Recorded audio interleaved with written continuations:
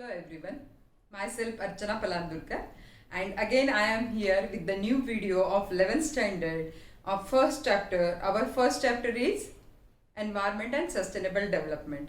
Under this chapter I have already posted two videos and this is our third video based on importance of environmental education. Okay, so scope and importance of the environmental education. Now, what is the scope? What is the importance of environmental education? Before that, we should know our subject is not only the science subject.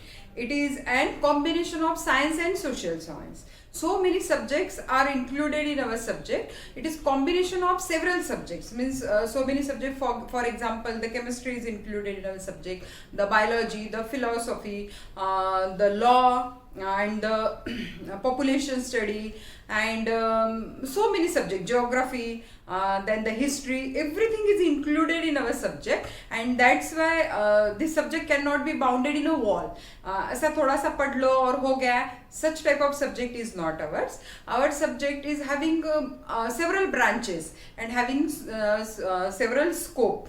So many subject का मतलब यहाँ पे क्या है? For example मैंने poverty बोला, population growth बोला. Those subject are the issues of environment and that's why those are included in the environmental studies.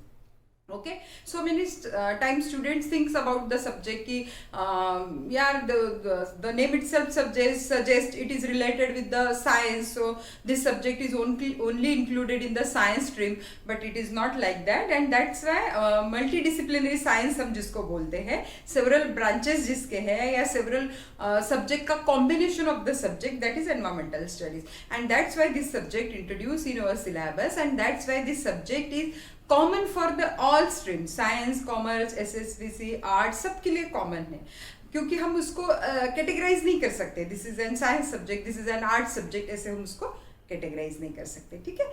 So those are the multidisciplinary sciences of environmental studies. Now geographical conditions, based on our geographical conditions, every person has every city or every town has a separate geographical condition, environmental condition. For example, I am living in the Nagpur city. I am giving my example. In the Nagpur city, my geographical conditions क्या है? The Nagpur city is surrounded by the forest cover.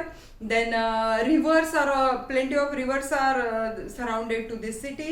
One river is flowing throughout the city, and then mountains, less number of mountains, mountain area नहीं है ये. After that agriculture is well good and developed. Varieties of fruits and plants are grown by the farmers, and it is sold to the city. Basically cities or towns are the man-made geographical area, man-made geographical conditions. ये हम बाद में फिर से पढ़ने वाले हैं. Man-made क्यों बोला मैंने? क्योंकि नेचुरली हम लोग यहाँ पे नहीं रह रहे. We build up our houses, we build up the roads, we build up the infrastructure, and here we are stabilized. So it is man-made geographical condition, है ना. तो natural geographical condition, basically villages are showing or reflecting the natural geographical condition, क्योंकि छोटा सा area होता है, hills में बैठा हुआ होता है या किसी रिवर के बाजू में होता है, तो they are the reflection of natural geographical conditions. And where you are living, that is totally dependent on your geographical condition, your lifestyle, your food habit, your behavior, your clothing sense, dressing sense, your skin type, everything is related with your geographical condition, है ना. कश्मीर के लोग देखो, आप महाराष्ट्र के लोग देखो, आंध्रा के लोग देखो, सबकी स्किन टाइप अलग है. महाराष्ट्रियन और ब्लैक हम उनको बोल सकते हैं, बट आंध्रा में आप जाओगे तो ज्यादा ब्लैक लोग दिखेंगे. वहीं कश्मीर में हम जाएंगे तो व्हाइट है सारे लोग वहाँ पे. वो इस तरह से ऐसे नीचे हमारे जोग्राफिकल कंडीशन के अकॉर्डिंगली ऊपर से व्हाइट से लेके ब्लैक होते हुए हम लोग आए हैं. तो ये क्यों डिपेंड करता है? Depending on our geographical condition. The food habit, what we are eating, that is also dependent on our geographical condition, because which type of cultivation is there in your area, that it directly related with your food habit or your behavioral habit, your dressing sense, clothing and everything. So geographical conditions are essential factor or essential importance in our lifestyle. Nowadays we are using more and more natural resources, say for example forest area हो सकता है. So more and more natural resources का मतलब क्या है? We want an agricultural land, we want an industrial land, we want an commercial land, and that's why we are cutting down the forest. क्योंकि अभी तो लैंड बची नहीं है, तो हम फॉरेस्ट कवर जो है उसको साफ कर रहे हैं, तो धीरे धीरे वो साफ हो रहा है. तो when we consume more and more natural resources can not be sustain for the future generation. आप सोचिए कि हमने पूरा साल भर का अनाज हमने जमा किया है घर में. एक जनरल एग्जांपल दे रही हूँ. साल भर का अनाज हमने जमा करके रखा है घर में, पर एक दिन मेरा मन हुआ कि लंगर रखते हैं घर में. लंगर समझते हैं आपको? पब्लिक को खाना खिलाना, ऐसे ही. तो मैंने पूरे साल भर का अनाज जो है वो एक ही दिन में पूरा पका दिया, पूरा सबको खिला दिया, और नेक्स्ट डे से पता नहीं क्या होगा. नेक्स्ट डे से मैं फिर से ट्राई करूंगी कि मेरा जो है अनाज जो है वो फिर से भरना पड़ेगा. तो साल भर का एक दिन में कंज्यूम करेंगे तो बचे हुए 360 डेज है वो, उसमें हम क्या खाएंगे? 364 डेज जो है उसमें हम क्या खाएंगे? उसी तरह से हमारे नेचुरल रिसोर्सेज है. For example forest cover is there. If nowadays means the current generation consume 10% of forest, what will happen? 10% जो है वो आगे की जनरेशन में नहीं जाएगा, उनको उतना कम रिसोर्सेज मिलेंगे. ऐसे कंज्यूम होते होते पता नहीं एक दिन ऐसे है कि हमारे पास only 10% resources are left with us.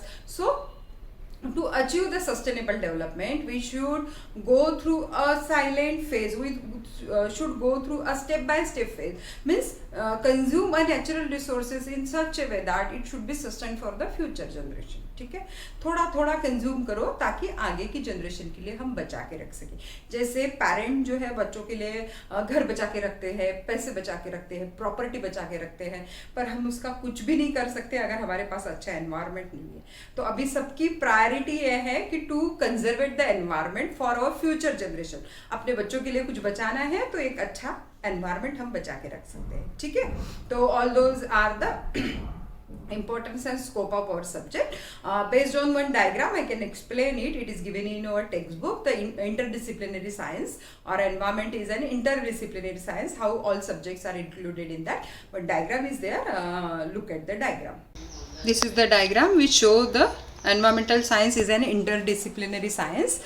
Look at this diagram. Philosophy, agriculture, chemistry, physics, economics, sociology, law, after that biology, political science, engineering, computer science, all the subjects are included in that environmental science.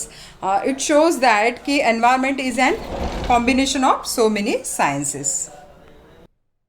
Next is how we can contribute to our environment. The name itself suggests our contribution should be given in this under this title. ऐसा नहीं है. So many times I was ask question to the student and they reply me industries बंद कर दो and river purification कर दो. All those are not the answers of this question. How I can do for my environment, that should be my contribution, my individual contribution. On individual level, what we can do to protect our environment, or what is our role in our environment, that should be expected under this title. So what is the how I can contribute to the environment? So first contribution क्या होगा मेरा कि I should learn all the aspects related to environment. All the aspect means the environmental ethics, the environmental problems, the environmental solutions. ये सारी चीजें मुझे पता होनी चाहिए. जनरल, उसके लिए डिटेल स्टडी करनी है क्या? नहीं. All those aspects should be learned by me. All those aspects should be accepted by me, or it should be studied by me. Okay. After that, respect the environmental activities. ये बहुत important है. Respect your mother earth. It is very important point. क्यों मैं ऐसा बोल रही हूँ important है? जब तक हम किसी चीज को रिस्पेक्टफुली नहीं देखते तब तक हम उसको प्रोटेक्शन या उसको बचाने के बारे में सोचते भी नहीं है. तो you should be respectful for the mother earth. You should be respectful for the all natural resources that we are consuming, on which we are dependent. सारे नेचुरल रिसोर्सेज उसको रिस्पेक्टफुली जिस दिन हम देखेंगे उस दिन उसका कंजर्वेशन ऑटोमेटिकली शुरू हो जाएगा. ठीक है. After that, the conservation of all natural resources, that is our prime duty. That is my prime duty, to conserve all type of natural resources. How a single person can conserve the natural resources? For example, If one river is there flowing throughout my city, so what is my contribution to conserve that river ecosystem? मैं उसमें कुछ भी कचरा नहीं डालूंगी. That is my contribution. Got it? That is my individual contribution. If my mother asks me to throw this निर्माल्य और garbage into the river, मैं उसको against जाऊंगा, उसको protest करूंगा कि नहीं, वो हमको pollute नहीं करना है. एक बार दो बार आप करोगे, after that your mother don't ask you about that. उसके बाद में वो खुद भी नहीं जाएंगे, वो सोचेंगे कि नहीं इसका हम कंपोस्ट कर सकते हैं. That waste can be used for the composting. That I can do to conserve my environment. तो so many ideas related to that, how I can conserve my environment, इसका हम अलग से एक लेक्चर लेंगे. बहुत इंटरेस्टिंग है, छोटी छोटी चीज़ें हम एनवायरमेंटल प्रोटेक्शन के लिए क्या कर सकते हैं वो. After that we should follow the all laws and regulation related to the environmental conservation. For example, Water Act is there, your Conservation of Biodiversity Act is there, so many acts are there. ये सारे act आपको 12th में पढ़ने हैं. तो ये सारे act जो है वो मैं फॉलो करूँगी by heart. By heart follow करूंगी का मतलब क्या है कि मुझे करना है जो एक्ट्स एंड रेगुलेशंस दिए हैं. फॉर एग्जांपल एक जनरल एक्ट आपको बताती हूँ कि जब हम गाड़ी चलाते हैं तो स्पीड लिमिट होता है, एवरीथिंग हम फॉलो करते हैं. We wear the helmet, we follow it. वो तो सिंपल हमको दिए हुए. और एनवायरमेंट जिसके ऊपर हम डिपेंडेंट है, जिसमें हम सर्वाइव कर रहे हैं, उसके छोटे छोटे एक्ट भी हम फॉलो नहीं करते हैं. तो that is our prime duty to conserve the environment and to sustain it for the future generation. कोई भी एज के लोग हो, it should be sustain for the future generation. तो इसमें बहुत ज़्यादा सीखने लायक चीज़ क्या है, हमारे जो दादा दादी है उनसे हमने बहुत ज़्यादा सीखना चाहिए था. इसलिए कि because they are having the sustainable practice in every manner. For example आपको एक एग्जाम्पल दूंगी मैं. इन विलेजेस, मतलब मेरे चाइल्डहुड में मैंने देखी हुई एक एग्जाम्पल बताती हूँ आपको. So many examples are there in my childhood. Marriage functions और एनी फंक्शंस अगर है तो they are sitting in the pangat, हम जिसको बोलते थे पंगत में बैठना. और उसके बाद में पत्रावळ बोलते हैं उसको हमारे एरिया में, मुझे पता नहीं उसको बाकी जगह पे क्या बोलते हैं. मेड अप ऑफ लीव्स, हरे पत्तों से बना हुआ.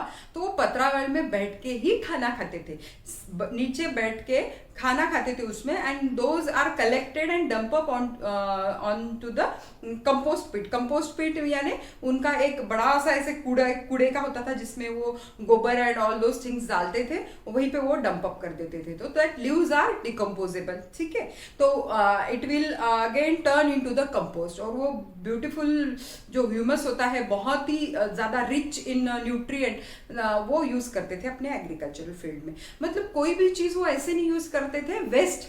And nowadays we are using the paper plates, we are using the thermocol plates, and we are directly dump up into the dustbin.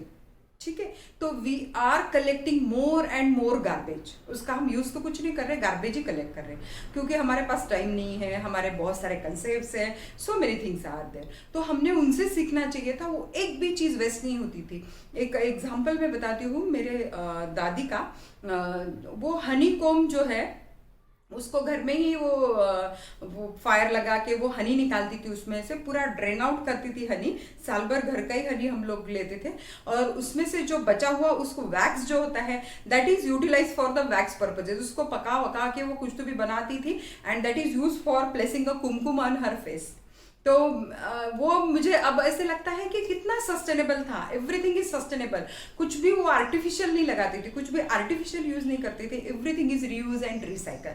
तो ये सारी चीज़ें हमारे पूर्वजों ने सिखाई है, वही सारी चीज़ें हमें फ्यूचर में इम्प्लीमेंट करने पड़ेगी ताकि हम हमारे एनवायरमेंट को सस्टेन कर सके. So many examples are there. I have given the 2 examples and आप लोगों ने भी बहुत सारे देखे होंगे एग्जाम्पल्स आपके सराउंडिंग में, आपके पेरेंट्स के, आपके दादा दादी के, ग्रैंड पेरेंट्स के, सबके.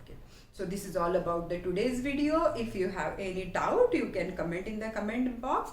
And सबसे पहले subscribe the channel because this channel is essential for you for whole 2 years, 11th and 12th standard. तो दोनों साल के लिए आपको लगेगा. For recent notification, you should subscribe the channel, like the video, share it, and thank you for watching.